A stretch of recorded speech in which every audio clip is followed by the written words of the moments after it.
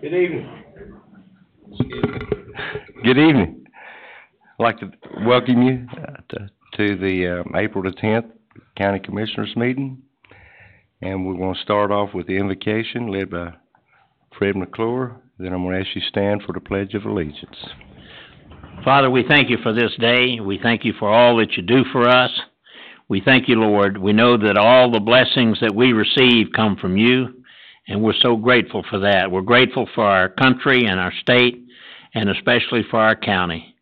Lord, we thank you for the people who want to serve, who have filed to run, and we ask, Lord, that you just be with each of them as they prepare their campaigns. Let them do it to the best of their ability. And here tonight, Lord, as the commissioners would consider all the issues before us, we would ask that you would give us wisdom and discernment. And we ask all these things in Jesus' name. Amen. I pledge allegiance to the flag of the United States of America and to the republic for which it stands, one nation, under God, indivisible, with liberty and justice for all. Put in here. They're just used to doing it. Okay.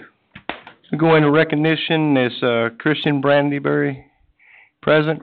Welcome, Christian, represents the Thomasville Chamber, and is scheduled to be the Council Chamber's representative tonight. Thank you for coming. Okay, next item is recognition of 9/11 emergency communications. Terry, if you want to come up. Terry Bailey with our 911 director of our 911 center. It's with pride that attended the 911 PSAP meeting and met a lot of wonderful folks out there. And it was even more of with a pride that I'd like for you to stand when I call your name, please. Jason Beck, Holly Dunn, Loretta Hayes, Maurice Hodges, Lauren Hurd, Nicole Ribello, hope I pronounced that right, Courtney Owens, Jameson Sears, Drake Sluter, I'm sorry, Drake, of Davidson County Asset 911 for outstanding teamwork, professionalism, and commitment to public safety demonstrated by you on January the 9th of 2018. Thank you for striving to make North Carolina 911 systems excellent. Now, these 9 employees will receive this award from the North Carolina 911 board meeting recently held at RCR on the district PSAP 911 communication system. We're very proud of you folks. A lot of times when we talk about first responders, we fail to mention 911. It's not purposeful. It's that we all know that you are the intricate part of 911. The call starts with you and how it's managed. We recognize the calls that you have to deal with every day, and keeping these people on the phone and trying to keep people alive on the phone and making sure that emergency response gets to the right place. So don't ever think that you're not recognized. It's our fault sometimes that we fail to specifically identify our 911 operators, when we're giving honor and glory to all of our first responders for the actions that they take. It starts with you, and we know that. And we appreciate you so much. Terry, would you like to say anything about this? Sure. This incident happened on January the 9th. It was an armed robbery at the Avis Jewelry in Thomasville. And the telecommunicators are all trained. They go through a lot of training. And they're trained to handle an armed robbery. They're trained to handle a shooting. They're trained to handle a car chase, a foot chase, an officer down situation. But that morning, they had to handle every one of what I just mentioned all in the same call. And because of their extraordinary abilities and what they done, stepping up, their remarkable teamwork, we were able to assist law enforcement in apprehending all three of the perpetrators that morning. It was about an 1.5 to 2 hour ordeal, and it was multi-agencies, but these guys stepped up and they really done a good job. Debbie, did we have a presentation? Yes, sir, we did. This will give you an idea of kind of what they were experiencing that morning. There's a point in here where you hear radio traffic, and it is in real time, and it is several of the different radio channels all meshed together. So you'll get an idea of what they were up against. Go ahead.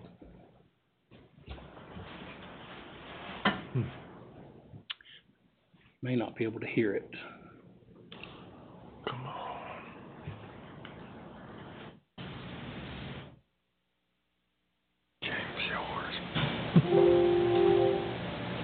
Another suspect remains out there somewhere. It all started as an armed robbery at a jewelry store in Thomasville, then a shooting on Julian Avenue before the suspect crashed in Lexington. We've been robbed. My jeweler is following the suspects. They came in. It was two black gentlemen wearing helmets. Hey, is anyone injured? No, but they held us up and they got guns. My jeweler just went down Royal Oak. He's in a black Dodge truck. My jewelry is. What did they leave in? Motorcycles. The people that robbed us are on motorcycles. Davidson County 911, what's the address of your emergency? Well, I'm not sure. It's down here at Avis Jewelry on Randolph Street. I was driving by. I'm going back home, and I noticed two guys pulled up on a scooter, and one dude jumped off and ran in the building with a backpack in his hand. So I don't know if that's anything or it could be nothing, but it seemed kind of odd to run in a jewelry store with a backpack in your hand. Yes, Erwin Lambus, Tomlinson. I have a black male that was laying in the yard that jumped up, said he was hurt. He wanted to ride. I said, "What's your problem?" He ran off. He's in the woods. He's laid down 3 times. I have no idea what's going on. Keep everybody away from it. If he is in here, I wish somebody'd get here because I got a plant full of people. I don't want him to end up in the plant. Suspects just left the scene on moped or armed with two suspects armed with guns. We're still trying to get further. Watch where you say, I'm on top of it. Where are they going?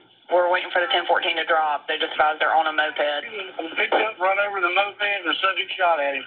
Everybody stand by. CCOM. I need EMS. 1018. How's the laceration to the neck? 1050 on the pickup truck that was following the moped has hit the moped at this time. We are starting EMS. CCOM, I'm going to be 1043 with one of the suspects in a white Honda, Sunrise towards Liberty. 1043 at this time. Sunrise towards Liberty, 1043 white Honda. Copy 1, run into the woods. And One second on foot, run into the woods at The Georgia. passenger just jumped in the driver's seat. We just turned right back on Sunrise. Copy, passenger wearing all black in the driver's seat, turn right on Sunrise. Now, nobody ever said that criminals are the smartest people in the world. But these 3 criminals picked the wrong day and the wrong county because anything and everything that could have went against them did that day. They showed up at this jewelry store, 3 of them on one moped, to rob it. There was a customer that was leaving at the time, and in his rearview mirror saw this, and they had backpacks on. So this started the events from the very beginning. The telecommunicator started the law enforcement officer to Avis Jewelry before the robbers ever entered the building. So when they come out, they encountered the first officer showing up on the scene. And then it just went downhill from there. But it ended up, the chase come right by here, lots of cars, and it ended down on the lower end of the city with the sheriff's department's vehicle hitting it head on, and that stopped it. But there was a lot more to it. It involved the city of High Point. One of the perpetrators ended up in High Point. The other one jumped out of a vehicle. We had the subject that got shot that chased the guys on the moped. He pinned them to a tree. They got out. Like I say, he was shot in the face. I think there's a benefit fixing to happen from him. But it was just all of those things at one time, and that's the reason why these guys got recognized for the work that they done. Thank you, Terry. Also, during the National Public Safety Telecommunicator, I'm sorry, I can't talk tonight. Telecommunicator Week, Emergency Communications Department nominates 2 telecommunicators of the year and a shift supervisor of the year from their peers at Davidson County. These individuals are then entered into a competition at the state level. This award can be for many different aspects of the job, from someone that has done something extraordinary to constant showing of a dedication to the profession and teamwork. This year, the awards went to Telecommunicator of the Year Tabitha Delap, Telecommunicator of the Year Megan Young, and Shift Supervisor of the Year Joni Grubb. They're all working tonight. Okay.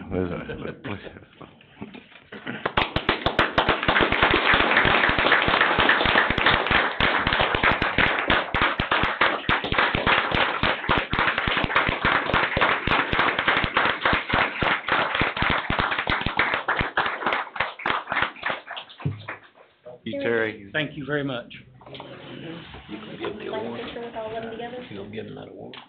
Mr. Chairman, could we do a picture with all of them together? Sure.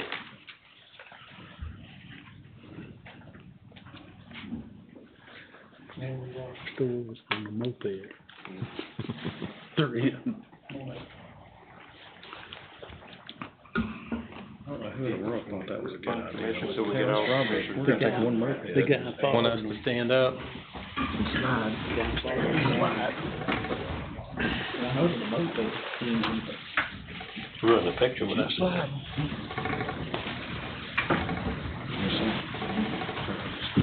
Okay. Over there.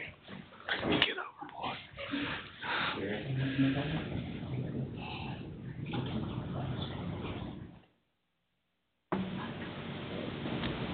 Now, here's fine, the people. Yeah. One's hidden in the back. You get right in the middle of Steve. There you go. Now I can see everyone. 1, 2, 3. One more. 1, 2, 3.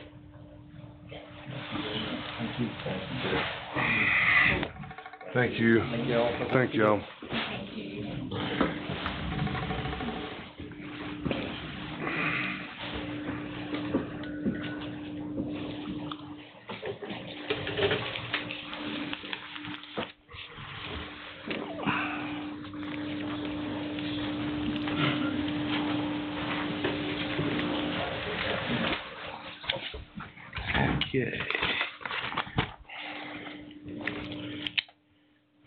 Okay.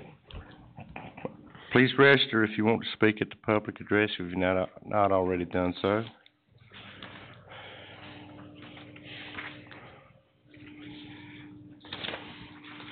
Adoption of the agenda. Okay. Due to the anticipated length of the public hearing portion of this evening's meeting, I would like to request that the public hearing section be moved to the end of the agenda following closed session. End of the agenda. We're going to move to closed session. Commissioner Cross has asked that clarification on Spring Cleanup Month be added to the agenda as item 10C. Are there any other changes for the agenda? So, Mr. Chairman, we're gonna move, item closed session 10A to, A, 8.1. Is that a fair statement? After, next item after 7? Or are you going? 11A, you mean? 11A, yeah, to 8. Can we just move it to after number 7 and leave the numbers the same? Yeah. Okay. Item 11 to be conducted after public address. I thought we'd move the public address down there, didn't we? So that's 7A. It will, Might as well say It still 7A. remain, it'll stay. let's stay 11, but It'll it's stay after. 11, I'll just leave it up in the minutes. Okay. Mhm. Okay. I'll make a motion to approve the, amended agenda. All right. Can I have a second? I'll second. Okay. Please cast your vote.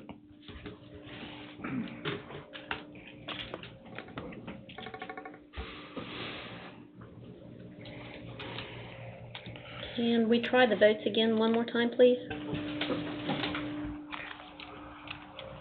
We're the wrong party to be voting more than once. We may be having to do things orally, but we still may be having issues from our problem yesterday, because the votes aren't. Can we do this verbally?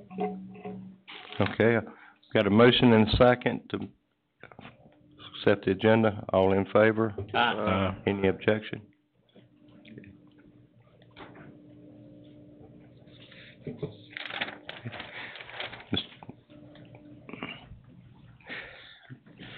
Okay, public address, Barney W. Hill.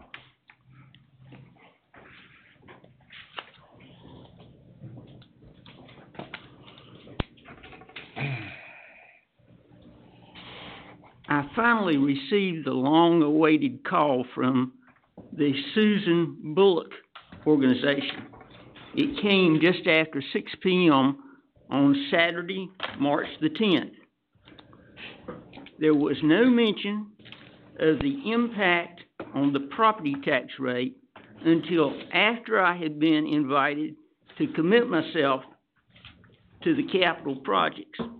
There was no mention at all of the potentially duplicative multi-purpose facilities already announced for High Point and Bermuda Run. When Ms. Bullock makes her report, insist that she provide a detailed justification for the size of her sample.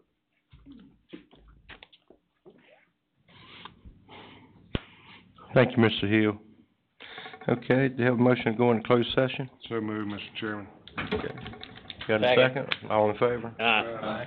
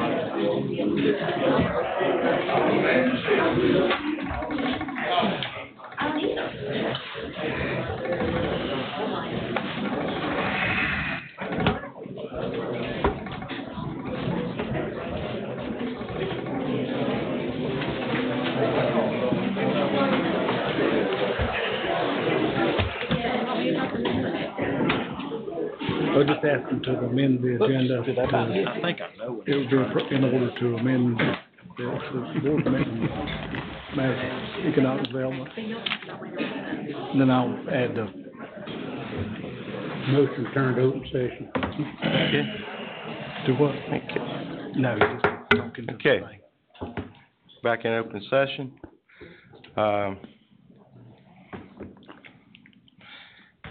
Items for decision, information, and consent. Are there any items to remove from the consent agenda for discussion? Mr. Chairman, I think, you need to recognize the county attorney to, amend the agenda A report on closed session. for a report on closed session. Okay, we're not gonna do that when we get to that part, or you want? We probably need to do it now, and then Okay. we'll amend the agenda. Okay. I'd like to recognize our Assistant County Attorney, Sherry Woodward. Sherry, you wanna give us a report on the closed session? Thank you, Mr. Chairman. We discussed a matter of economic development, and I would ask that you move to amend the agenda. And I would add that we add item 10C at the end, after the public hearings, to call for a public hearing for a economic development incentive grant. Would that Now, be we've already got 10D? it, 10D. Is it 10D or 10? 10C is the cleanup. Oh, I'm All right. sorry, 10D. 10D. I'm sorry, we'd already Yeah. added one. All right. Thank you, sir.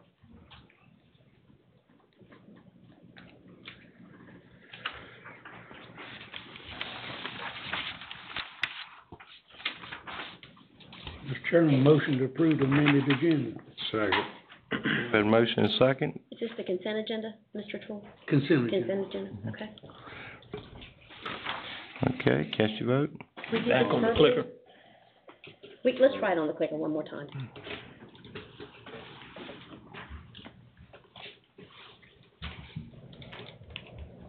Okay, let's try it on the clicker, We did. okay? The votes aren't, okay, they're not coming through, we'll have to. look at Okay. this, Got a motion and a second, all in favor? Any opposed? Okay.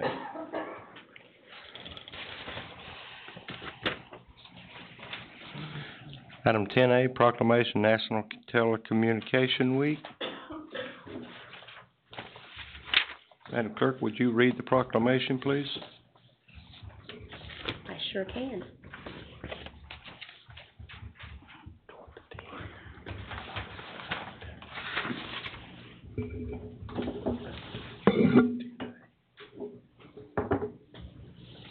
Are you?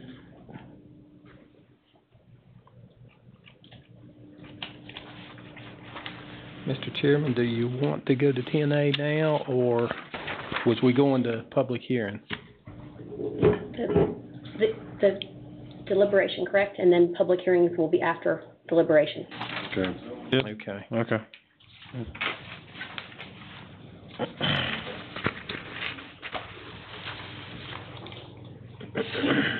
Proclamation, National 911 Telecommunicator Week, April 2018. Whereas 911 is nationally recognized as the number to call in an emergency to receive immediate help from police, fire, emergency medical services, or other appropriate emergency response entities. And whereas 911 was designated by Congress as the national emergency call number under the Wireless Communications and Public Safety Act of 1999, Public Law 106-81. And whereas the Enhanced 911 Act of 2004, Public Law 108-494, established Enhanced 911 as a high national priority as part of our nation's homeland security and public safety. And whereas people of all ages use 911, and it's critical to educate the public of all ages on the proper use of 911. And whereas a growing segment of the population, including the deaf, hard of hearing, deaf-blind, and individuals with speech disabilities, increasingly communicate with non-traditional text, video, and instant messaging communication services, and anticipate that these services will be able to connect directly to 911. And whereas thousands of 911 calls are made every year by children properly trained on the use of 911, resulting in lives saved, which underscores the critical importance of training children early in life about 911. And whereas there is widespread misuse of the 911 system, including prank and non-emergency calls, which can result in costly and inefficient use of 911 and emergency response resources. Now, therefore, the Davidson County Board of Commissioners do hereby proclaim April 8th, 2018 through April 14th, 2018 as National 911 Telecommunicator Week and call upon all governmental officials, parents, teachers, school administrators, caregivers, business leaders, nonprofit organizations, and the people of Davidson County to observe this month with training, events, and activities to educate the public on 911 and its services. This, the 10th day of April, 2018. Okay, Terry, can your staff come up, please?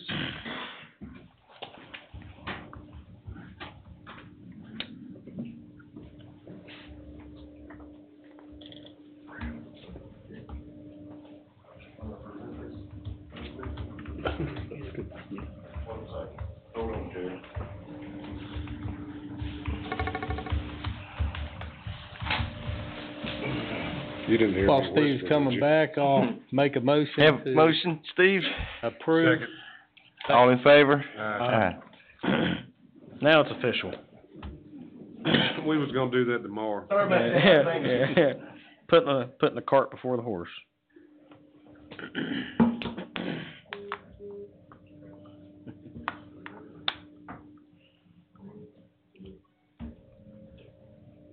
Thank you very much.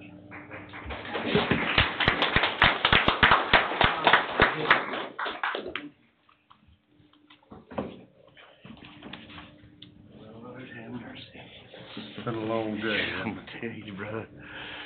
Okay. Yeah. Okay. We have a proclamation of Work Zone Safety Week and Month. Steve Jarvis, All right, Work Zone Safety Month. I look at that, all the roads we got under construction in Davidson County. I thought it would be wise.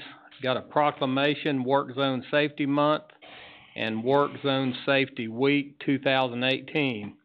Whereas highway workers play a crucial role to improving North Carolina's infrastructure and supporting economic development, and whereas there are 121 people killed and 25,406 crashes in North Carolina, roadway work zones between 2013 and 2017, and whereas 38 people were killed in North Carolina work zones, including 4 pedestrians and 34 motorists, and whereas the state of North Carolina is dedicated to enhancing work zone safety for both the highway worker and traveling public, and whereas safety on our roads is shared responsibility, and all citizens must do their part to keep our highways safe, and whereas the North Carolina Department of Transportation has dedicated program to educate citizens on work zone safety, and whereas to reduce fatalities and injuries, Davidson County, along with the state of North Carolina, encourages motorists and highway workers to educate themselves about the dangers associated with work zones and to observe the following safety measures: stay alert, respect work zone signs, flaggers, and warnings, turn on your headlights, do not tailgate, stay in one lane, do not drive distracted, obey posted speed limits, watch for workers, exercise patience, and expect the unexpected. Now therefore, Davidson County Board of Commissioners do hereby proclaim April 2018 the Work Safety Month, and April 9 through April 13, 2018 as the Work Safety Week, Work Zone Safety Week in Davidson County, and commend observance to all citizens this 10th day of April 2018. Okay, can I have a motion and a second to adopt the proclamation? I'll make a motion to accept. Second. Got a motion and a second? All in favor? Any opposed? Okay, clarification on spring cleanup month, Zach? Mr. Chairman, I believe, you and myself had some conversations about it, myself and the county manager. I just want to get some clarification from staff. We had recognized this month as spring cleanup to allow for the citizens to be able to take, their household items like furniture and things of that nature to the landfill for free at no cost. It came to my attention Saturday, we have a tenant or a landlord in the county that went to his tenants and said, hey, if you'll put your stuff on the curb, my guys will come by and pick it up for you at no cost, because some of these tenants, they don't have trucks, they don't have trailers, and it, to him, he's thinking, hey, I'm not making money to do this, it's costing me money, but it's cleaning up the properties, and that's what it was designed for, as a spring cleanup.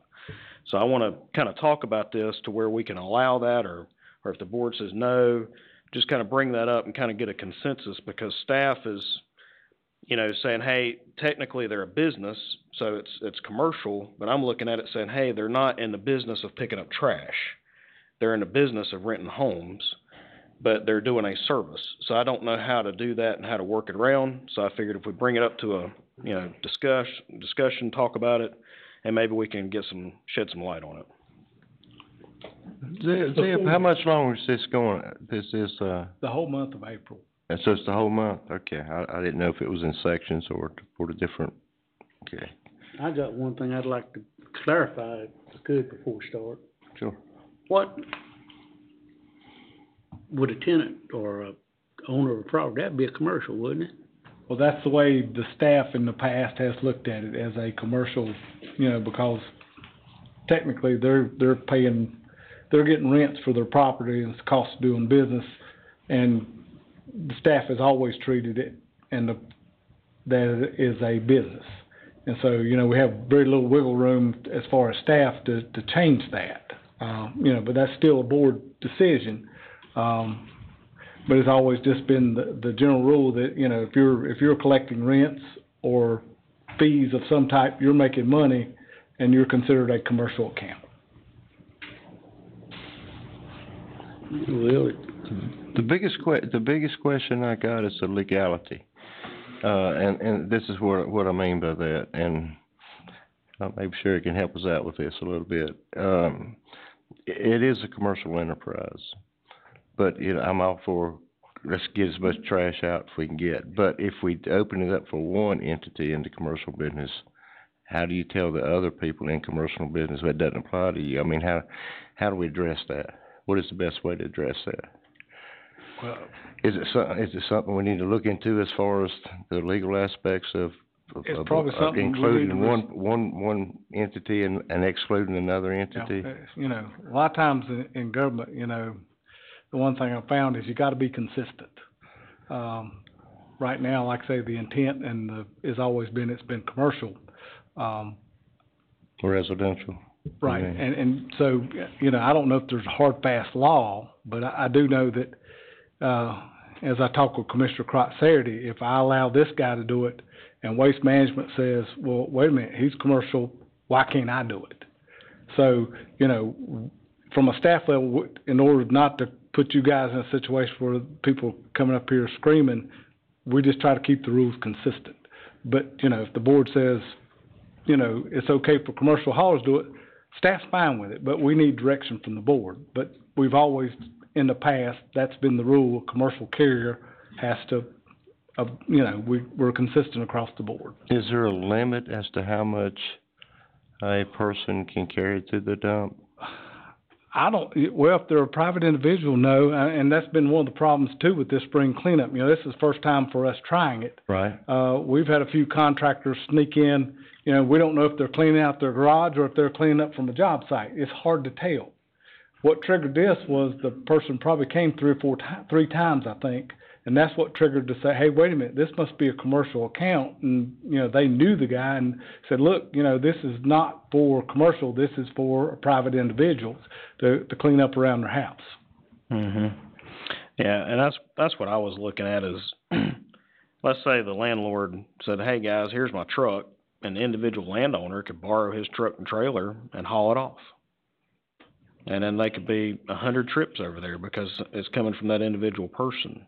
But if he just goes by and picks it up and his driver takes it, but we all know how insurance works, you can't let other people drive your stuff. So that's why I brought it up to talk about it. Well, I think it needs to be talked about, and I think it might be something we want to discuss before next year. Well, I tell you, So the we have Solid Waste Advisory Committee is the one that Right. come up with this, so we need to discuss that next year. Yeah. But I kinda see what you're saying. I'm not in the disposal business anymore. But it'd be like almost somebody would carry a container out there, and then they'd say, this is cleaning up around my house. We just filled up a container. You're supposed to carry it to the landfill for free. And then I'd have to get with the, what am I supposed to do? This come from 602 Holly Grove Road, and they say spring cleaning. Yeah. It'd put us in a bind in the disposal business. It gets real difficult at times to delineate, and they put staff in a pretty hard position, All we really got, that they're not charging anybody is their word. So, I mean, Right. anybody can come in and say, well, no, we're not gonna charge anything, and they've charged everybody. Right.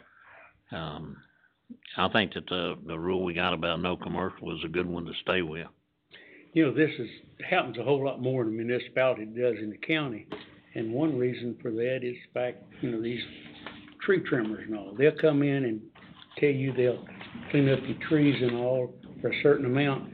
They put it out the road and then somebody's got to call the city to pick it up. And that's one of the reasons. Yeah, I had that problem in Archdale quite a bit. The rule was the commercial company had to haul off their own trees. It was more for the individual homeowner. If they did the cutting, they got the curbside pickup. But if it was a commercial tree trimmer, they were expected to take their own waste to the landfill.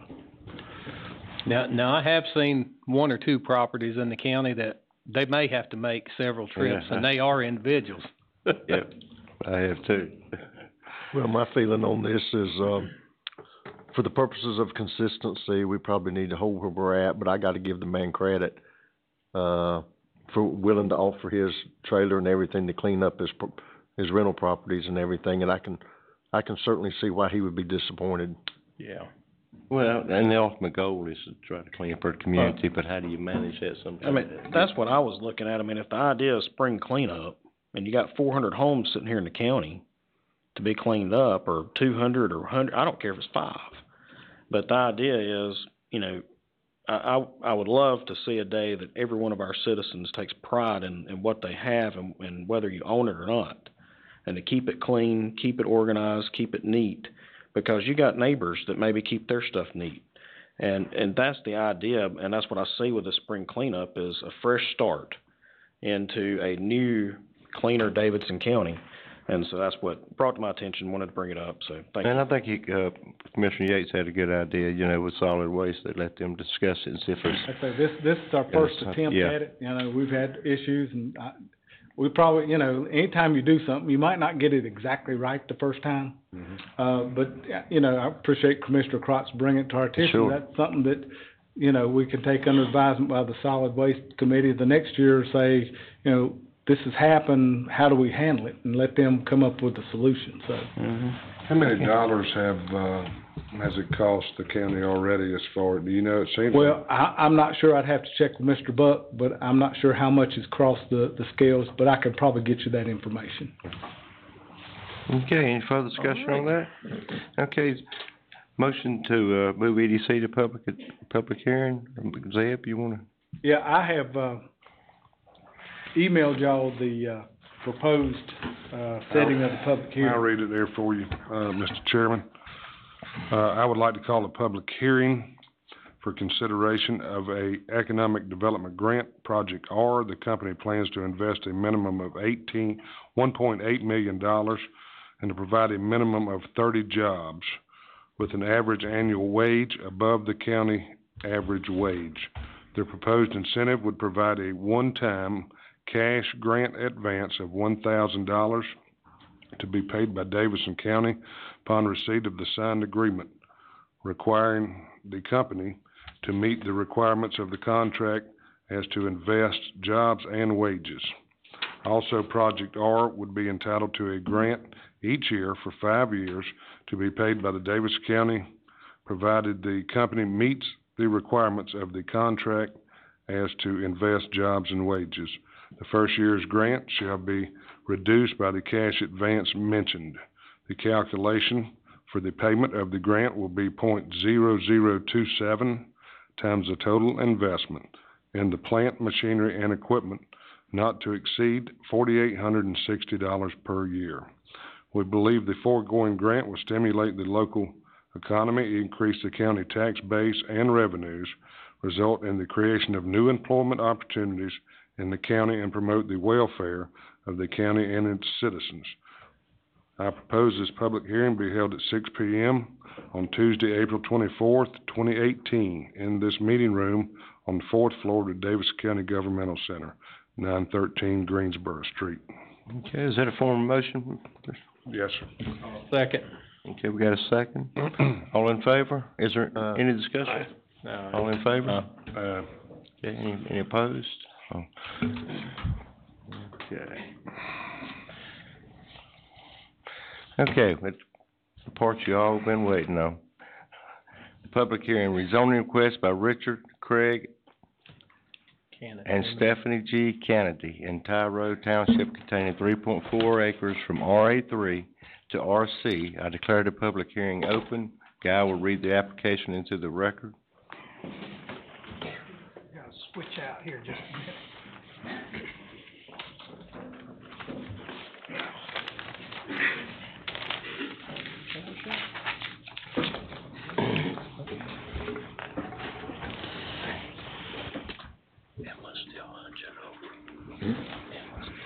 Yes, sir, we do have 5 rezonings tonight, but the first one that we hear is a request by Richard Kennedy II and Stephanie Kennedy to rezone a portion of said property in Tyro Township, Tax Map 3, Lot 10, containing 3.4 acres more or less. The property is located on the west side of North NC Highway 150, 350 feet north of the Virgil Wyatt Road intersection. The address is 469 North NC Highway 150. The rezoning is requested to change from that of RA3 Rural Agricultural District to that of RC Rural Commercial District.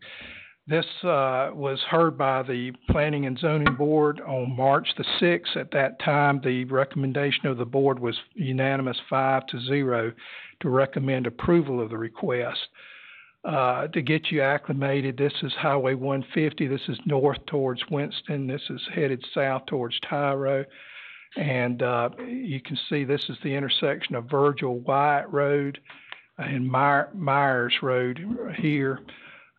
We have a little bit of RC district right here. This is Happy Hill Road up here. And we have a little bit of RC up here at the intersection of Happy Hill Road. I guess that's, and then we have a little O and I directly on the opposite side of the highway. But Mr. Kennedy is here. He's currently operating the business. Has outgrown its site. It's in a residential area. It's actually a zoning violation to be up front with the board, but this is a way to correct it, and he's been working hard to get to this situation today, and I think it'll be a good move for his business if he can get located out on 150 out from the residential neighborhood where he's currently operating. So he's been cooperating with us to move towards this. So he's here tonight to talk a little bit about his plans for the property and how he wants to operate it. Mr. Kennedy? We plan to put a 60 by 100 building there, kind of warehouse just to store material and for guys to park and stuff. We use truck and trailer. Currently we employ about 46 people. But we'll be leaving the area every day, and no one will be there, and it shouldn't be late nights or anything like that. And we're just looking to expand the growth. Can you pull your mic up so that way everybody can hear you? Thank you. I understand it's a buffer zone. Well, he's talking about he could have zoned the entire, but he wants to leave these trees back in the back, so it's not, gonna affect his property owner there in the far back there. And then, the property here will still have trees on its side. Okay. Good deal. Where is the business located now? He's at the, end of, what's it called? Fairview Acres. Fairview Acres. It's off of, West Center Street. West Center Street So it's not Extension. near this. No, sir, no, Okay. it's in a different location. How many employees do you say? There's 46 right now. Okay. His dad actually started the business, and I think it's really been successful, and I don't think they realized it was gonna grow as big as it has. Good Okay. deal, I've heard. Okay. Okay, thank you, Mr. Canty. Is there anyone in the audience who wishes to speak either in favor of or in opposition to this rezoning request?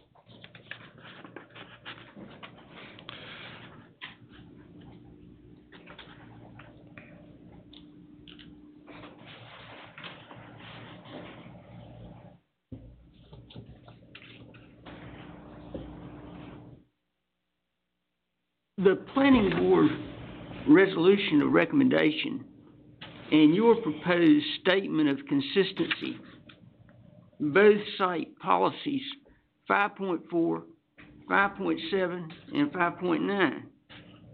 But the resolution leaves out policy 5.11, which the statement includes, and the statement leaves out policy 5.5, which the resolution includes. How can that be? Was it intentional?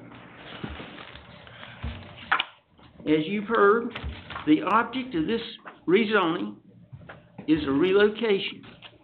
The relocation is necessary because the business has outgrown its current home. The business has outgrown its current home because it has experienced such success there. The new area is likely to be even more receptive to what the business has to offer. What the business has to offer is not a product, but a service.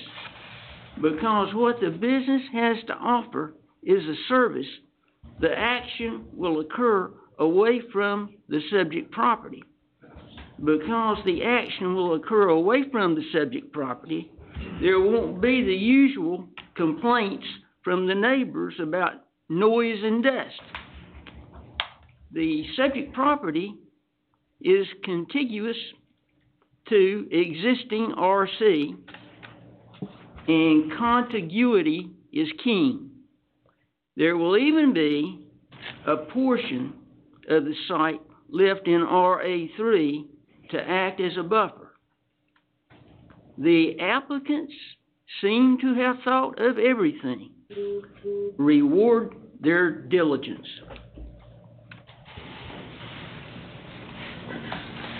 Okay. Anyone else like to speak either in favor of? Mr. Candy, do you have any further? Okay. Mr. Corn, what is staff recommendation? We certainly recognize the fact that this area has seen some, commercial growth in this area here with these two commercial and the O&I. And, while NC Highway 150 is not a corridor of economic opportunity, it does carry a large and growing volume of traffic. It's commuter traffic. This will be able to, as Barney pointed out, be able to allow the property owner to expand his business and have good, safe and ingress and egress out on the highway to get his crews to where they need to be. And this will also get him closer to where his businesses are occurring. So at this time, we're going to recommend approval. There's a number of policy statements that support that. 5.4 says that neighborhood and convenience commercial centers should be encouraged to locate on a collector street or a secondary street at the intersection of an arterial street. NC Highway 150 is considered to be an arterial street, and then you've got Virgil White Road, Myers Road, all converging right there. So, if we were looking to try to place this, this would make it, a good place. Highway-oriented commercial uses shall be clustered along segments of highways, so that's what we're doing here. And so at this time, we're recommending approval. Okay. Mr. Chairman, if you entertain a motion, I'll make a motion we approve. Is there any further discussion by the board? Clerk. Yeah, Mr. Clerk. Don't hit your. No, we're gonna do it verbally. No, try it this time without hitting the C. Okay. I think for some reason it- All right, is there any further discussion by the board? Mr. Chairman, I, believe I may have, need to recuse myself from this vote. Okay, we have a I'll make a request. motion, we recuse, Mr. Jarvis. Do we have a second? I think abstaining would be appropriate. Abstain. Abstain Okay. from the vote. Thank you. Okay, does that require a motion? Yes. Okay, we got a motion, do we have a second? Got a Se- second, all in favor? Aye. Okay, now, I declare the public hearing closed. Can I have a motion, a second got a to either motion. approve? Got a motion to approve, do I have a second? Second. Got a second, all in favor, don't hit the C. That's right. So what about the motion in a second? So for the rest of the meeting, if we could just not hit the C, that seems to be working for whatever reason we have. I'll put a motion in too, so you, I got it. all right, Wow. no C. I didn't put a C on there either. That. Motion carried. 6-0. Your motion carried, Mr. Candy, thank you.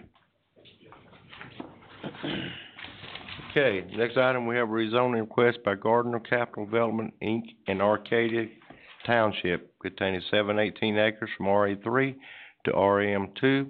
I declare the public hearing open. Guy will read the application to the record. Yes, sir. You have a request tonight by Gardner Capital Development, Inc. and Halcom Properties LLC to rezone 7.18 acres more or less in Arcadia Township, tax map 3, lot 27. The property is located on the north side of Hickory Tree Road, approximately 575 feet east of the North NC Highway 150 and the Hickory Tree Road intersection. The address of the property is 3318 Hickory Tree Road. The rezoning is requested to change from RA3 Rural Agricultural District to that of RM2 High Density Residential District. This was also discussed and approved in a 4-0 vote to recommend approval of the request as it was presented to the planning board on the 20th of March. The applicants are here tonight to discuss their application. Ms. Tracy Dusenberry with Halcon is here, and I believe she has some other staff people here, but we also have Harris Gupton, who's a professional engineer and has been advising the applicants tonight to get you again acclimated. This, of course, is the major NC Highway 150 Hickory Tree Road area. All of y'all are familiar. It's probably the busiest intersection in Davidson County as far as traffic volume. The county line is just right up here to the north, and this, of course, is the shopping center here. And we have some townhouse development over here at North Lake, and in the last couple of years, the board will remember rezoning this property here for the apartments for 55 and older, and it's not shown on this aerial, but it's there. And so this area has seen a lot of changed or changing conditions in my tenure as planning board. So I've seen a lot of growth up there from 1984 forward. So we have a lot of commercial development occurring at this intersection as well. But Tracy's here to kind of talk a little bit about what they propose to do. It is for apartments, but in this particular case, it's not really geared for seniors. It'll be open to all ages. Okay. Ms. Dusenberry, you want to tell us a little bit about your project? Yes. My name is Tracy Dusenberry, and like Guy said, I'm representing Gardner Capital Development and Halcon, the developers of the proposed development. I just wanted to tell you a little bit about Gardner, since we're looking to develop in the community. Gardner has an extensive experience developing developments like this. They developed all over the country. They have approximately 2,800 units like this. They've also done a lot of solar development in North Carolina, working with Progress Energy, Duke Energy, and the North Carolina Co-op Energy. They have 60-plus employees, and they are they've done many successful developments like this. My role really in this development, as it is in a lot of developments in North Carolina, is identifying markets, finding the right property that would be good for a development like this, and working closely with the local government, putting together all of the right partners and investors to make it happen. In this community, we're looking at developing no more than 72 units. It will be different than the one across the street, like Guy mentioned, because this one will target working individuals and families, unlike the one across the street, which targets seniors. And this one is completely unaffiliated with that community. It will have a different set of owners, management company, et cetera, because it's a totally different product. In looking at developing here, I knew there was a market because of my experience in developing other communities like this in the area, in Forsyth, just over the border, and in Davidson County and other locations. So I knew there was a market. I knew how fast we had leased up other properties and the waiting list that we have there. But we did go out and get an independent third-party market study by a professional, and they came back and said there's a very strong demand for these units here. I think the figure they put forth was like 899 units are needed in Davidson County like this. So we know there's a demand. One of the other things I look at when I'm looking at a community is I look at the type of jobs that are here, and I look at the new investment. I look at the income levels and try to figure out what we're going to target. And I looked up a lot of the jobs that were posted that were actually open jobs in the community. And several of those that caught my attention were ones that were actually openings with the city of Lexington and Davidson County. Some of the ones I found were, for instance, with the city of Lexington, a groundskeeper, a golf assistant, a school crossing guard. In Davidson County, I found an appraiser one listing, a recreation playground assistant, a paralegal one in the county attorney's office, in the social services, income maintenance caseworker, a sheriff's deputy one, a detention officer one, and speaking of the telecommunicators, I found emergency management telecommunicator position listed. So these are the type of people that we want to serve and that we'd like to see living in this community. You always need high quality rental living for your working people in the community, so that's what we're trying to accomplish here. As far as the site, my background is in planning. I was a planner before I moved into development, and so from a planning standpoint, I feel like this is the absolute perfect location. You couldn't find a better location. I mean, it's situated between single-family residential and commercial. There's multifamily across the street. And speaking of the commercial, I mean, it's on a main corridor, Peters Creek Parkway, which is within or less than a mile of shopping and services and very close to job opportunities.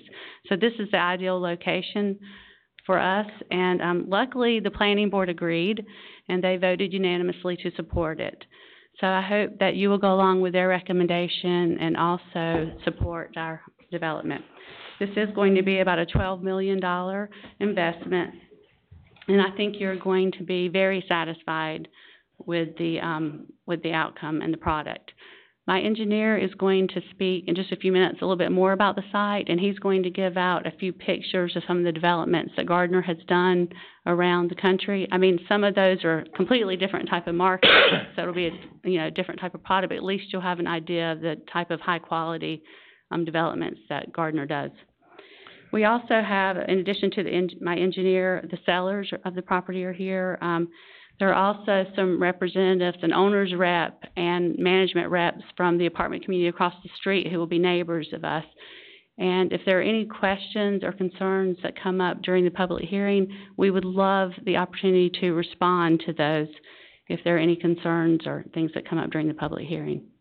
When you're looking for, your residents, what median income levels are you normally looking for? Well, we usually look at the income level in the county, and we look at about a moderate income, so it would be like 60%, so it would be the moderate income level. Yeah. 60% or below, so about average income. So what yearly median income would qualify to obtain one of those? It would be probably up to like $36,000.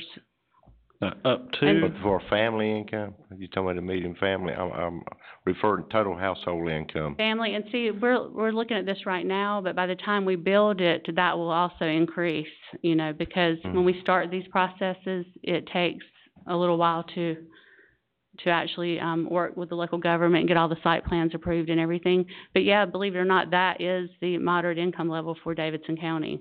Right. Are you saying up to $36,000 a year? So you're wanting to target, 25 to 36? Are you targeting 36 to 45? What do you want to target? Well, the way it works at our developments, and usually we start out at that income you're saying, but then once someone moves in, the sky's the limit. I mean, that's one of the great things. So what are we starting at, 36,000? Yes.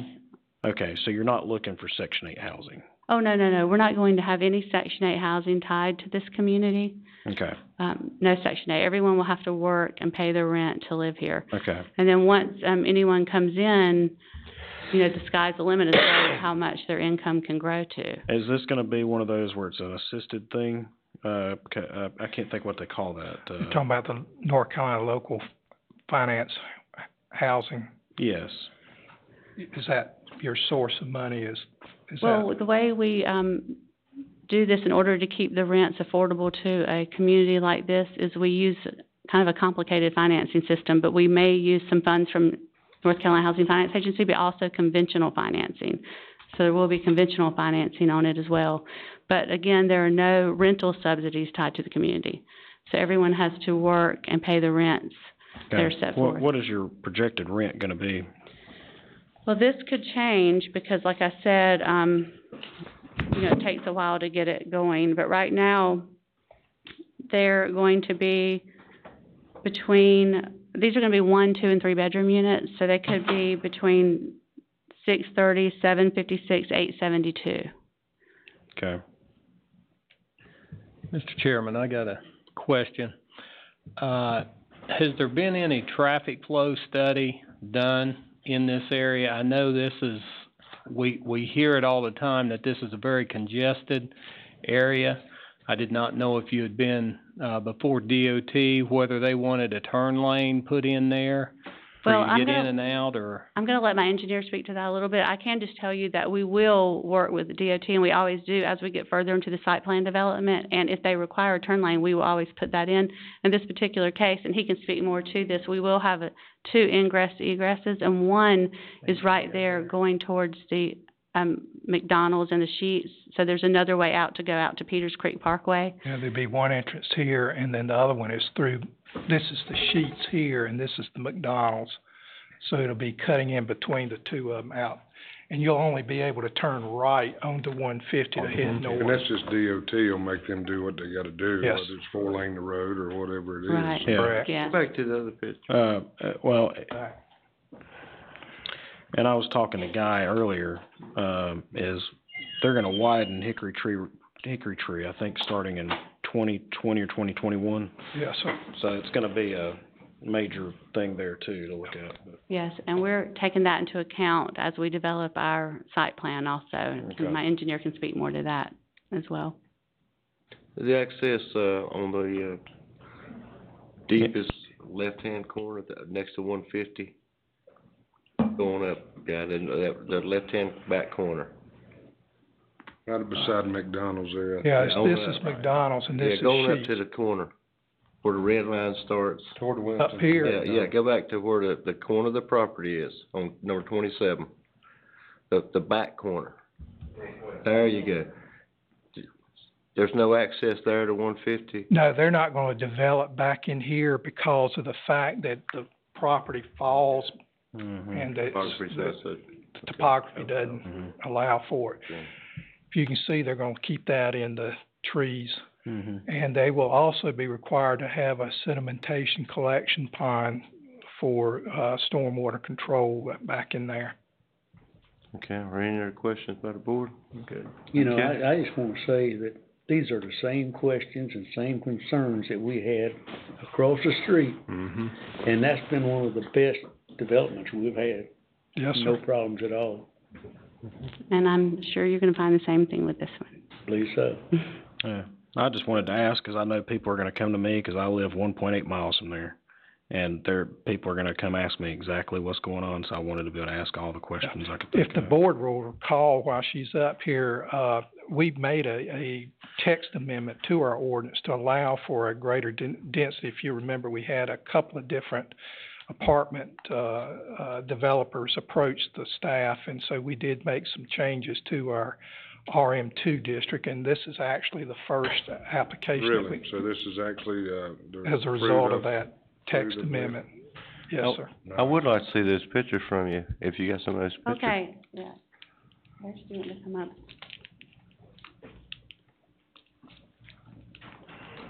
It's got an old farmhouse on it now, so, Burnt down.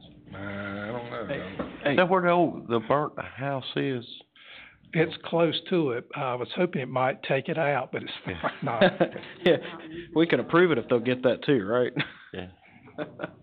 That home is just off, the map there. I'm hoping the widening of, Hickory Tree Road may take We get it.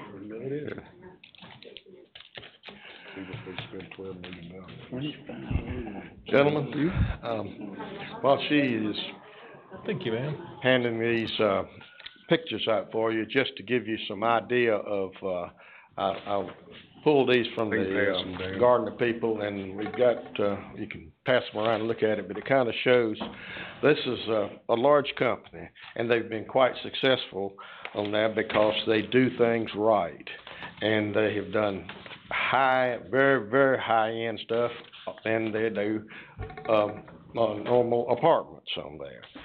And, I've been a consultant engineer for a number of years, and, I really am appreciative of the opportunity to work with these folks, because they're very knowledgeable in what they do, and they do a good job. We actually have, 3 projects around North Carolina that as previously approved, that we're in the process of being near to starting construction on. And, I look forward to just seeing more of this grow and working with this company as they, expand into this, segment of the market. I've been in apartment development business for over 35 years, been in the engineering business for over 50 on there. And, when you do your due diligence, looking for sites, or when, Ms. Dusenberry finds a site, she contacts me, and we do a due diligence on it to see the feasibility of it, how it works with the, traffic and things like that on the thing. I've contacted DOT. We've talked with them, about their potential expansion that one of you gentlemen mentioned on there. In fact, we made a shift in our buildings that are next to Hickory Tree Road back some to allow for some additional right-of-way for them as that comes to pass over a period. You know, nothing with DOT happens overnight, but they are looking to do that. And we're trying to coordinate with them, and we'll be having some more meetings as we get into the actual site plan. We don't do that until we actually have a zoning approval where we can kind of move forward on the thing. We don't get to that stage of the game, but we went ahead and in meeting with your planning department there, and Mr. Corum and Mr. Leonard on there was quite helpful in you know, reminding us of some of the ordinances and things. So we went ahead and thought it was a great idea, and our realtor was able to work out with the adjoining existing commercial development there that has a private road that goes through it that they own all have a segmented interest into. And they've agreed to allow our development to have a proportionate interest into that road, which would give access out and in on the thing, but it also provides a second access for fire and emergency people that, like we've had in here tonight, to talk about that. And you know, that's important when you've got a situation like this, and for whatever reason there may be a traffic jam somewhere, they've got a secondary exit to get able to get in and out. And I think that's really actually part of your ordinance, is having emergency secondary access on the thing. So you know, it's the things I look for in apartments are the things that typically make successful projects and developments on there, then that fit into the community. This project here on there is probably one of the best opportunities I've seen in quite a while, as far as having all the aspects needed to develop a good community. And it kind of comes to the old real estate saying, location, location, location. It's located between, separating a commercial area from a residential area. It backs up to an area that is a wetland kind of area behind it that goes into to Forsyth County, so it's out of your watershed. It's not contributing to any impediments in your watershed on the thing. It has water and sewer available to it. We have retained this secondary access, and you know, families enjoy. It's just a proven fact that they enjoy living close to things that are important to them: shopping, groceries, drugs, food facilities, restaurants, fast food, gas services, and you know, the list goes on. But basically, this site has them all. It's all of those things are close thereof. Okay. I appreciate Developers that. have, That's good. Thank you, sir. Welcome. I believe it. I used my time up. Sorry about that. Yeah. Well, I got most of what I want to say. And Well, thank you said a lot. You gave us a good picture. You gave us a good picture. Yeah. Okay, is there anyone in the audience who wishes to speak either in favor of or in opposition to this rezoning request?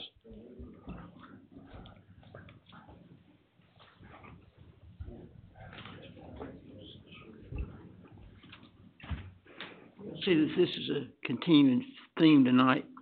The planning board resolution of recommendation cites policy 6.1, 6.7, 6.9, and 6.10. Your proposed statement of consistency cites all of those except the first one. Why? The extension of sewer infrastructure has generated the expected influx of prospective residents. The applicant stands ready to put roofs over these people's heads. And I like the way that it was discussed at the planning board, that these people would be able to walk to anything they need to do and stay on their side of the highway.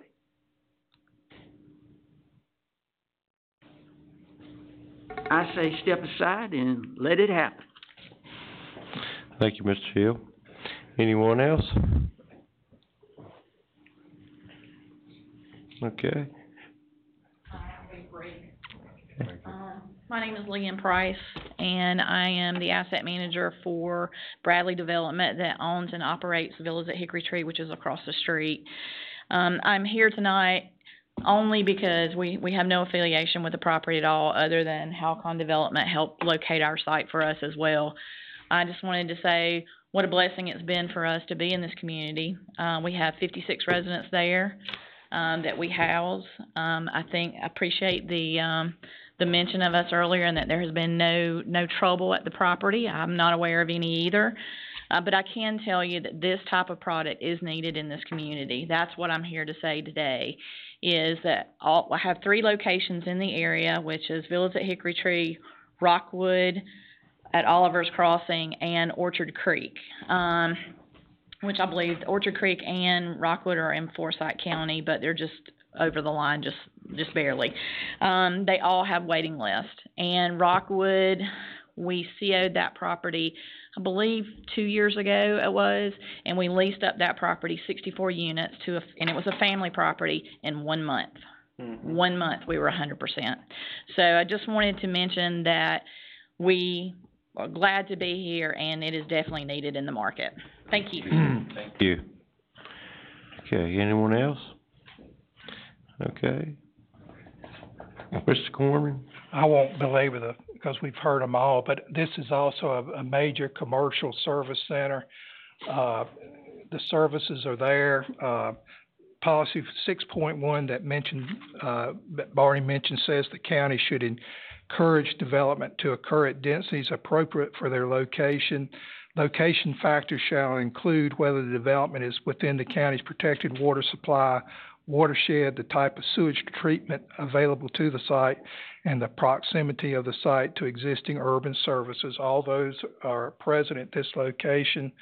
So coupled with that, policy statements and the other 6.7, 6.9, and 6.10 all make this an ideal location for this, so we would recommend approval. Mr. Chairman, if you're ready, I would recommend approval based on the staff's recommendation. Second that. If there's no other discussion, we have a motion and a second. Cast your vote. Don't hit C. All of the votes are in. And this motion carries 7-0. Thank you. Okay, rezone request by Stan W. Bingham in Jackson Hill Township containing 2.15 acres from RA2 to LI. I declare the public hearing open. Guy will read the application into the record. Okay, you have a request by Stan W. Bingham to rezone 2.15 acres, more or less being a portion of the said property from RA2 to LI Limited Industrial District. Property is located on the northwest side of NC Highway 49, approximately 0.8 of a mile northeast of the Guy, NC... you'll wait just 1 second. Let's get that door shut. Okay.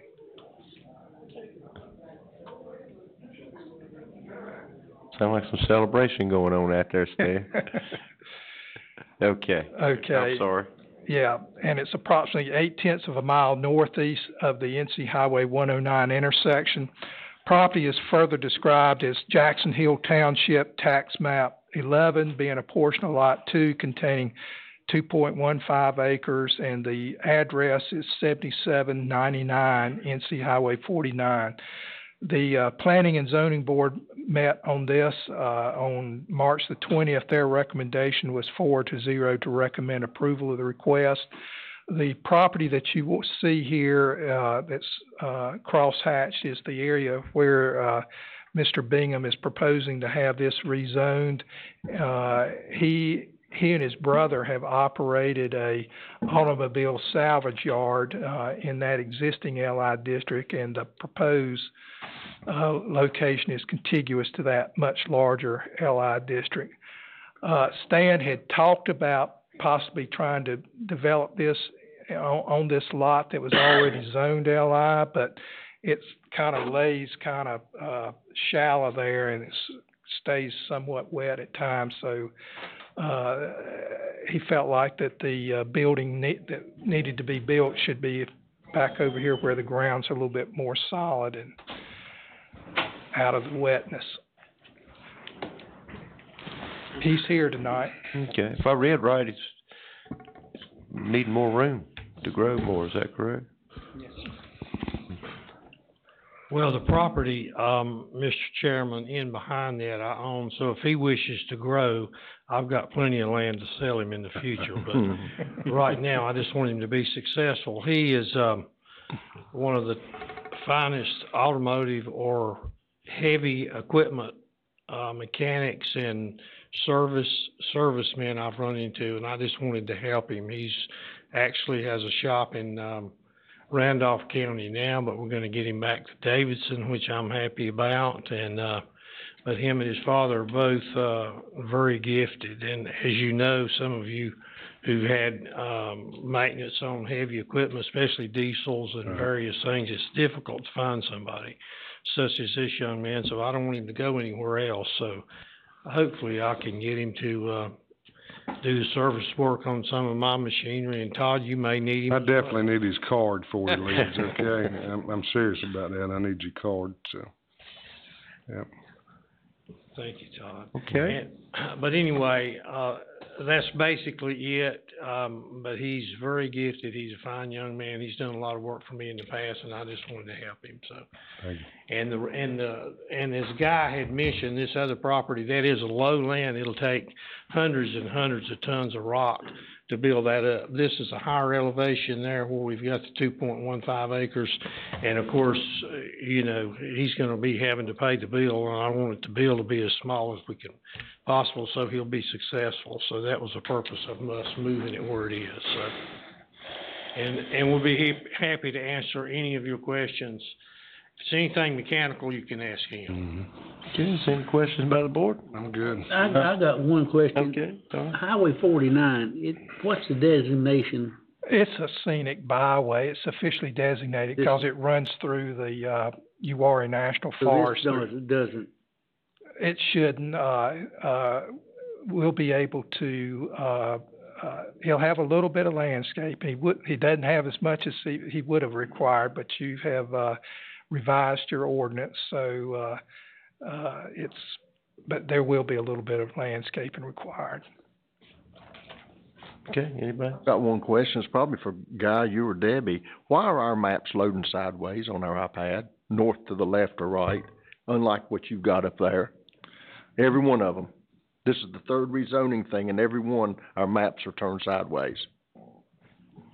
The iPad sideways. They are sideways, I'm sorry. I'll make sure from this point on, I've just been loading them, so will you guys make sure that they get turned? I'm trying. Good question. Sorry about that. Give you a I'll send you the chiropractic bill. Hey, I don't have any. They're just so used to you laying down up here that they won't accommodate. We have any other questions? Okay. I'm good. Is there anyone in the audience who wishes to speak either in favor of? Thank you, Stan. Anybody in the audience who wishes to speak either in favor of or in opposition to this rezoning? Barney's ready. Yeah, Barney's ready to tell us. Makes me nervous if Barney's gonna speak. I know how he feels. Stan, he always supports a rezoning request, right?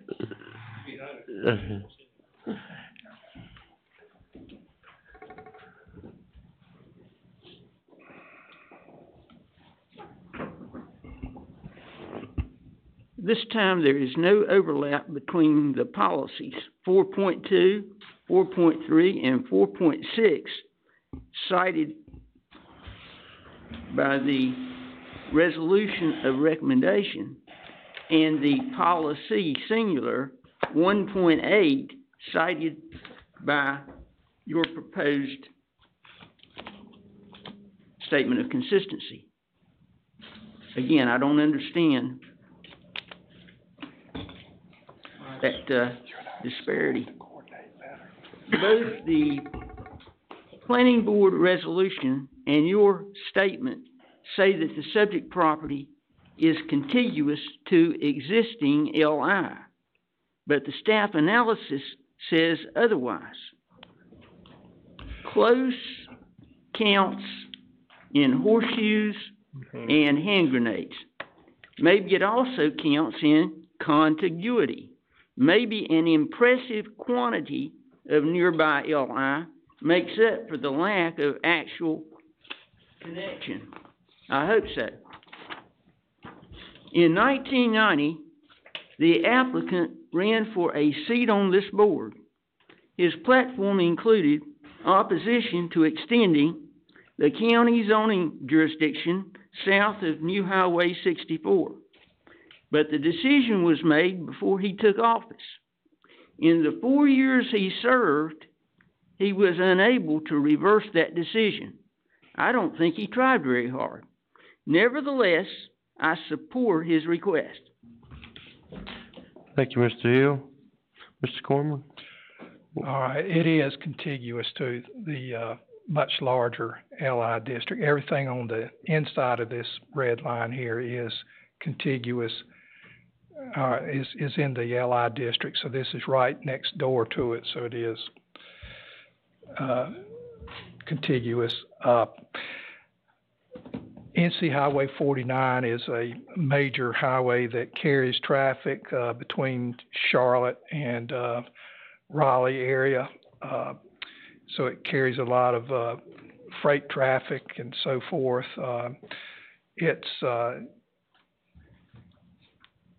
I think that the proposed uses that are allowed will be compatible with what's ongoing in that area. So at this time, we would recommend approval.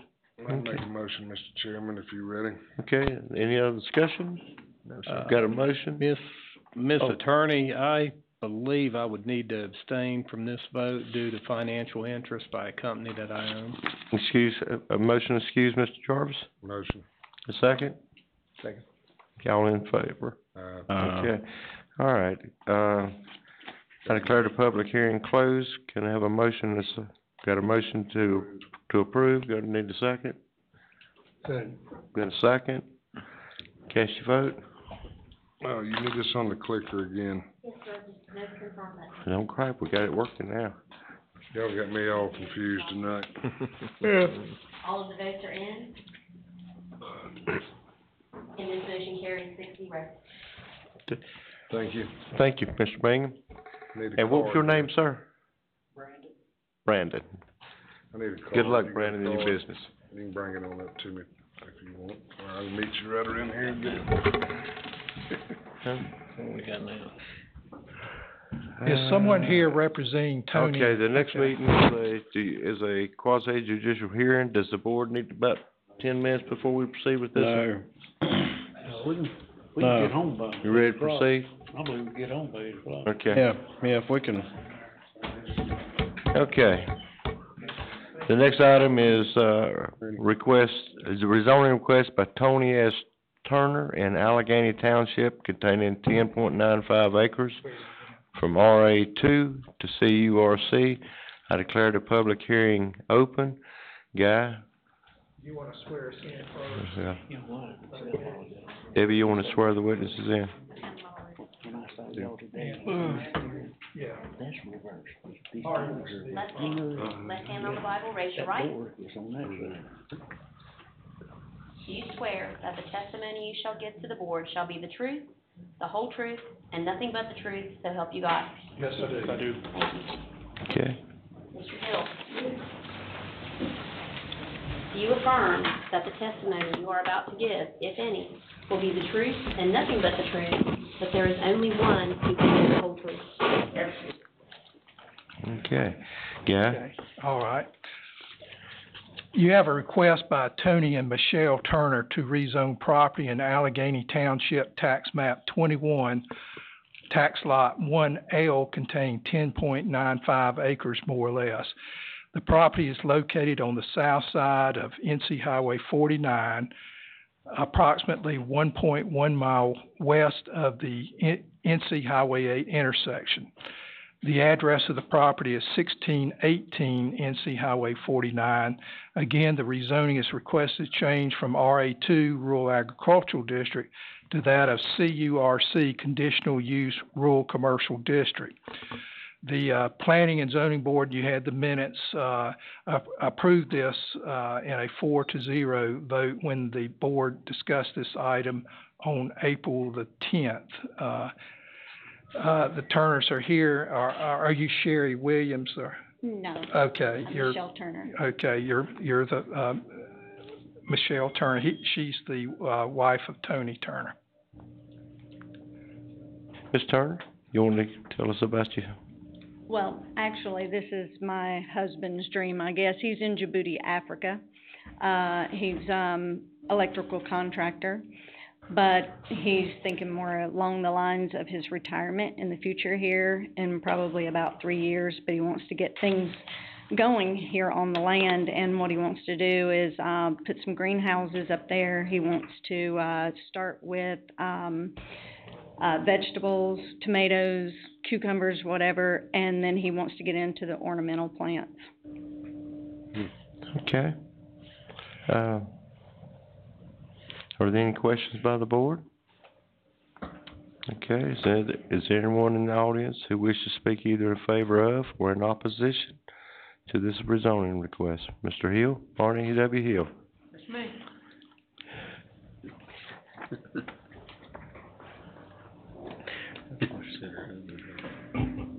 The staff analysis cites policies 5.6 and 5.9. The planning board resolution cites policies 5.4 and 5.9. Your statement cites policies 1.8, 5.4, 5.5, and 5.9.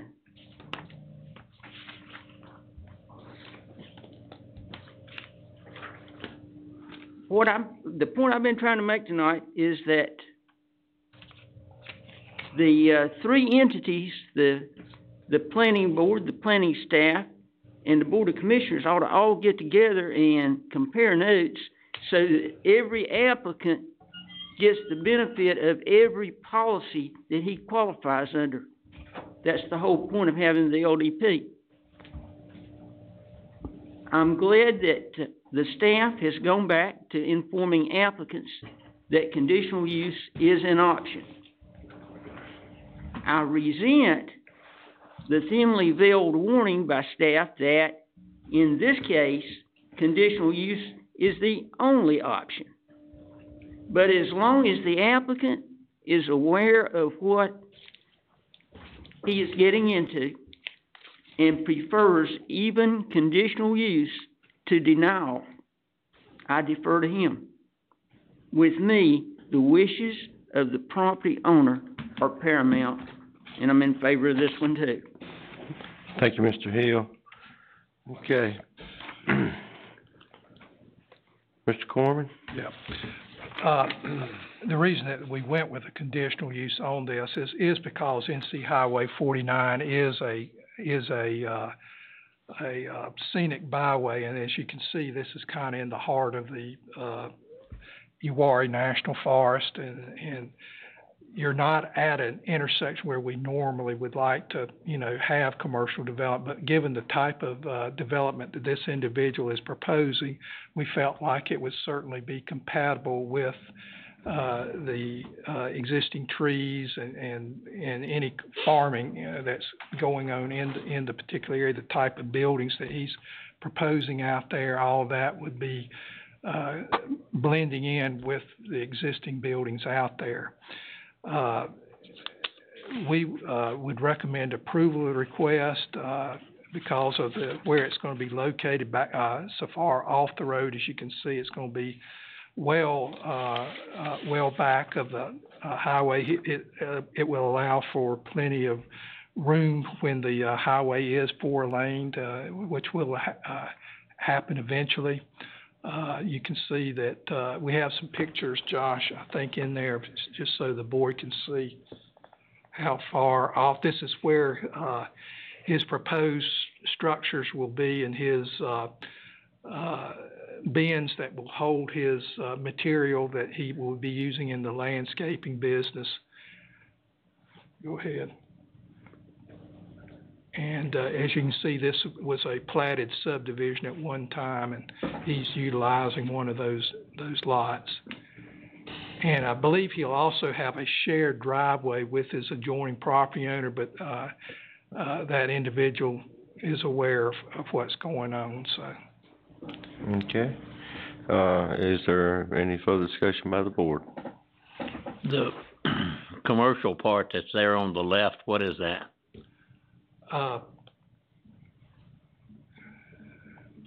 See, right there.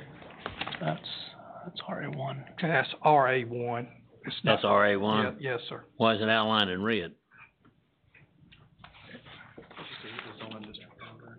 Okay, that's a zoning district boundary. Yeah, all of that's RA2 on the south side. That's all part of the forest. So and this is being rezoned to what? The request? Conditional use, rural commercial. But we're doing the rural commercial now. Yes, sir. Why would that not be agriculture? I mean, I understand landscaping, but. Well, he is gonna be, I guess, selling some of the crops. He could have done that on an agricultural. But at the same time, we understood that he was gonna also be operating as a commercial landscaping, so he would have other supplies there, like, fertilizer, seed, other things like that, pine needles, things that, the residential developments around the lakes would need, so he's gonna be, selling to those people that live. So they're gonna be on the coming lake. on his property picking it up, not him going and doing it there. I'm sorry. I said, they're gonna have people coming to his property, his location to buy these items? Yes, Okay, sir. all right, now that makes sense, okay. That, area, when it was divided up into the lots like that, what was that for? It was just at the time, I guess, folks, were gonna actually build, homes. We have some rather large homes on Highway 64 that are similar to 49, where they're built way off the road but on large tracts, and it's just like little mini farms. You wanna show in there. Seems good to me. Yeah. Okay. It would have been helpful to have a list of what all the things you can put in an RC. We can read those to you. That's all right. You don't have to show them because it looks like it's, What do we approve first, conditions or the? Yes, you do have a set of conditions, if gotta you approve would this like to first. consider that after you first make your, take your vote on whether or not you feel this is compatible. Okay. I'll make a motion that's compatible. A second. Got a motion and a second. Cast your vote.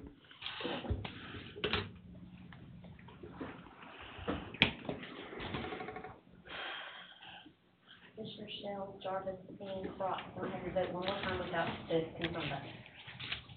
I can see him come in and then they leave. Mine's just, I'm doing just, yes.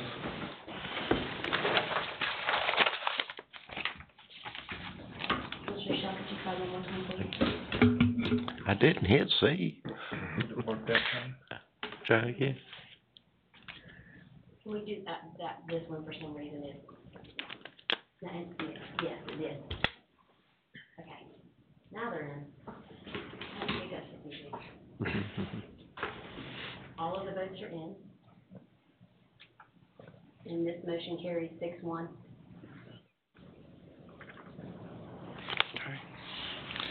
All right, with, Okay, got that said, the following conditions are considered for your, I don't know. permit. clarification on the vote. 6-1. Commissioner Crop, Okay, voted against. okay, I didn't see it, I was just looking. Sorry, I didn't leave it up on you. The site will be utilized, for a commercial greenhouse to be used for plant cultivation and sales.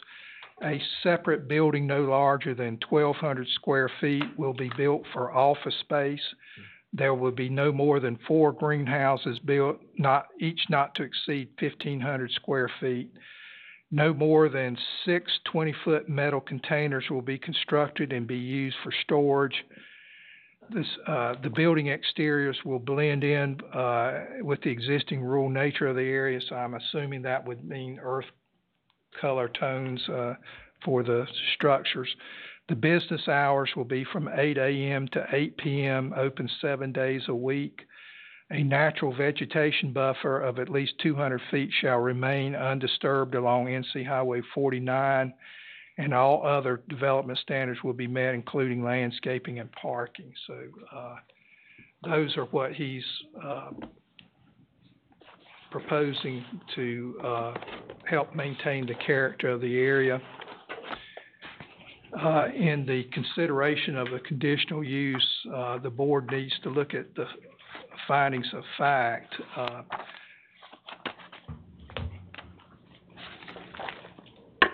Number 1 is that the development of the property in accordance with the proposed conditions will not materially endanger the public's health or safety. He will be applying to the NCDOT for a commercial driveway permit at the location where his current driveway is, but we'll ask him to touch base with DOT since it's gonna be used for commercial use. Second factor is that the development of the property in accordance with the proposed conditions will not substantially injure the value of adjoining or abutting property, or that the development is a public necessity. The applicant, let's see, I have a letter that real estate broker provided us. Let me find it. Hold on just a second. It is from Jim Boggs, who is a real estate broker in the area. It says, "To whom it may concern, I am writing this letter at the request of Mr. Tony Turner regarding the construction of 3 1,500 square foot greenhouses on his approximately 11 acres located on NC Highway 49 in Davidson County. Mr. Turner related to me his intentions of building these 3 structures on the back of, or the southern side of the property, away from NC Highway 49 and not visible from the highway. It is my professional opinion that this agricultural and commercial endeavor would not influence the values of the adjoining properties as long as the structures are built to Davidson County specifications. Sincerely, Jim Boggs." Now, Mr. Boggs is not a real estate appraiser, but he is a real estate broker, and there has been recent court cases that allow brokers to provide evidence into a record to show that their opinion about whether or not the proposed use will devalue. Sounds good to me.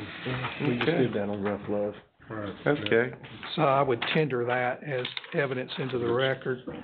And Mr. Chairman, I make a motion, we approve the conditions. Second. All in favor? Discussion? You need to talk about this? I'd just like to know the reason for having 7 days a week. Why would you need a 7-day-a-week, operation? You ain't been talking to Walmart, have you? You been talking to Walmart? Yeah, that's it. You know, if conditions are not met, does it go back to another? Yeah, it would, if they wanted to modify them, or they would have to come back to the approving body, which would be the Board of Commissioners in this So if they case. did a Monday through Friday and then come back in and said, oh, we need a Saturday, we'd have to come back in. But if they say 7 days a week, doesn't mean he has to be open 7 days a week. Well, what I was getting at, if it's conditional use and they don't meet these conditional uses, does it still stay We can pull their conditional rural use. commercial, or does it go back to? It would have to be changed. It would have to come back if you wanted to, if for some reason that Mr. Turner was not honoring what he's proposed to you, it would come back to this board and you could revoke the permit and the rezoning. You could go back to RA2. You can go back to the RA. Yes, sir. Okay, I thought it just went to, okay. I didn't mean to cut your question off, Commissioner Jarvis, I'm sorry. Is it imperative that you have 7 days a week, or would 6 days a week set? I don't think that it's imperative. They would have to agree to it. Right. Would you be in agreement with going 6 days a week? I don't have a problem with it. What would be the reason for that? I don't know that I understand that. I don't know what. You want them to close Monday, or you want them to close Tuesday, or?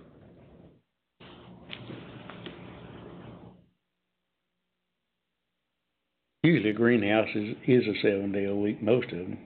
A lot of times they're not open 7 days a week, but maybe they are. And I'm just asking what the reason there is. I feel like you need a day of rest. You can. Did you anticipate a lot of business on Sunday? In the beginning, I'm not so sure, but hopefully. Okay. Being the resort area that it is located in, I could see, it being open on Sunday afternoons. I can tell you, growing up on the lake, Sunday after church, we went by Lowe's and we loaded the trailer and the truck up, and I went home, and then I became a ditch digger, and rose planter for the rest of the afternoon in order to get my meal that night. So on Sundays, well, that's when we did that, and I kind of resented my grandmother at the time, but then I've grown up to appreciate that. But that's what we do on the lake on Sundays. And then you take a nice boat ride and you chill out. So, but we did have church. We was there. It was late, but we were there. Mr. Chairman, we have a motion and a second. I'd call a question. Okay, got a motion and a second. All in favor? Aye. Any opposed? No.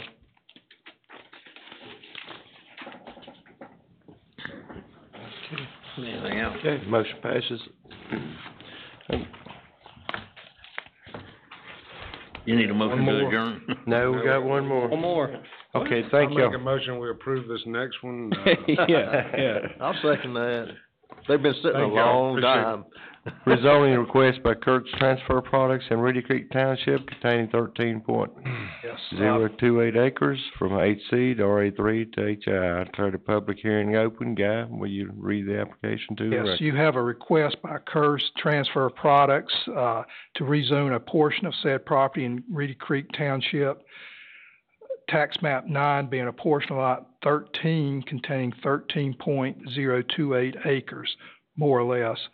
The property is located on the west side of North NC Highway 150, approximately 4/10 of a mile north of the Friendship Church Road intersection with NC Highway 150. The address is 5109 North NC Highway 150.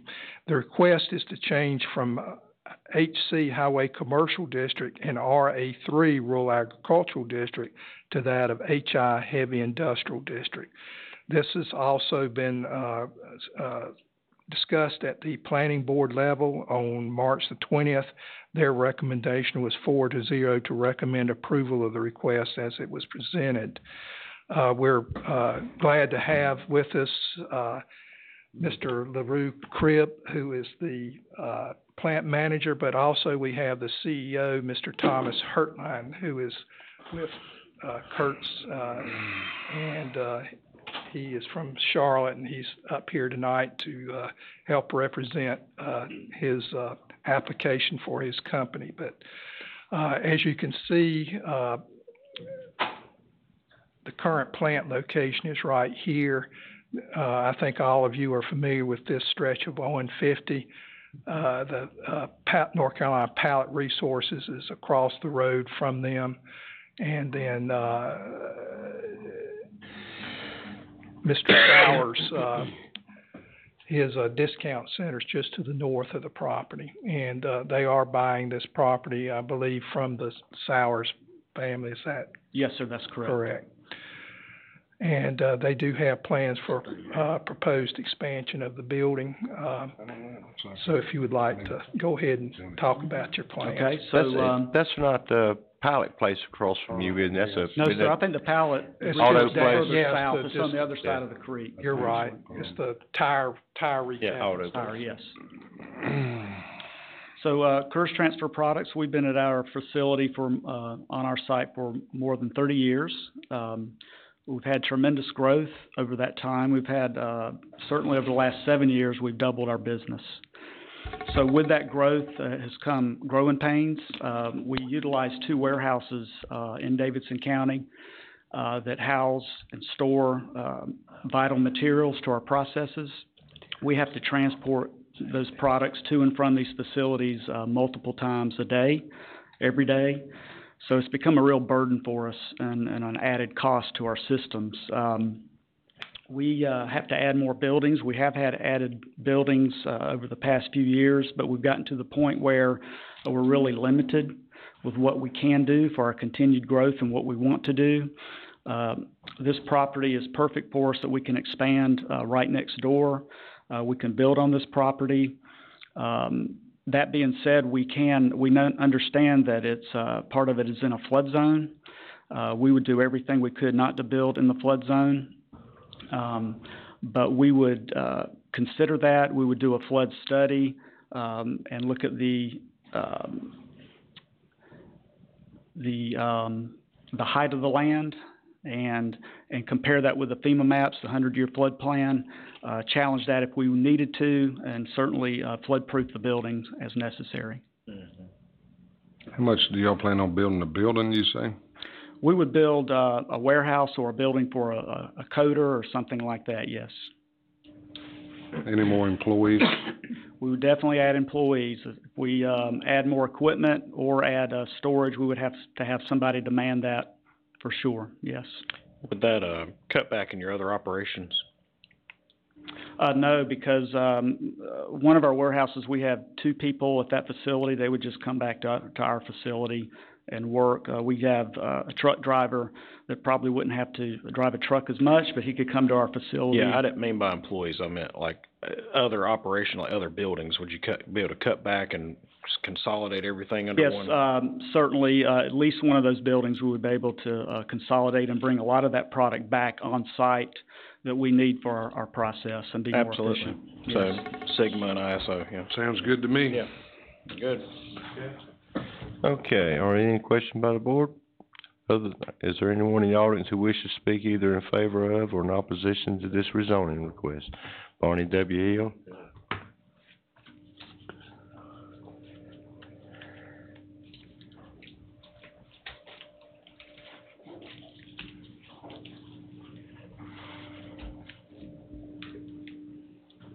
The discrepancy in policy citations greets us once again.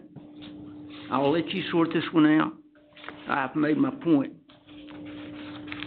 But I am curious why none of you and nobody on the planning staff or the planning board cited the only policy cited only by the applicant, 1.1.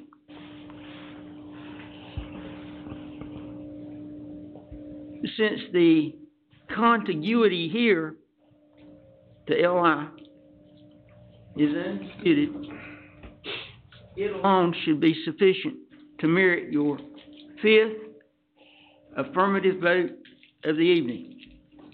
Thank you, Mr. Hill. Okay. Mr. Corman, what is staff This recommendation? is certainly both a commercial and industrial, service district, in this area. We pointed out where the existing heavy industrial is located. You have commercial across the road from this.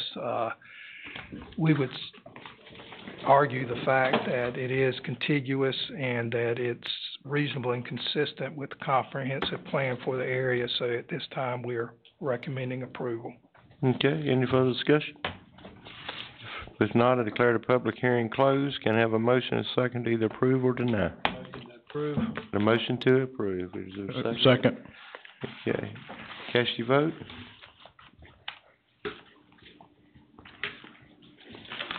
All of the votes are in.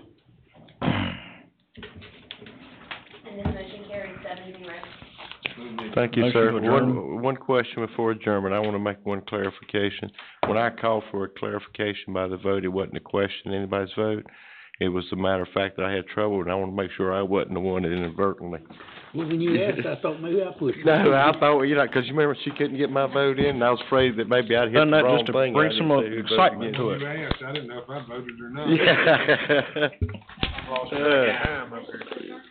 Motion to adjourn, second. All in favor, yes.